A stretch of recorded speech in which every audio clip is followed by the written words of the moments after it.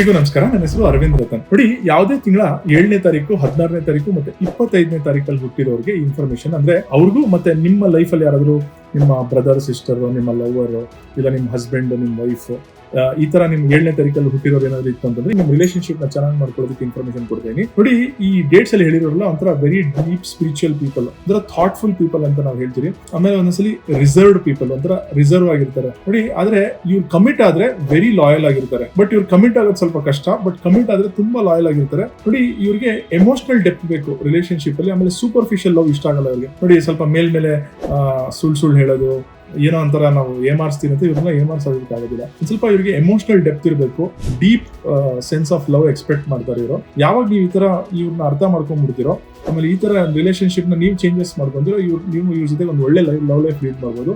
ಈ information positive use ಮಾಡ್ಕೊಳ್ಳಿ. All the very best. Thank you.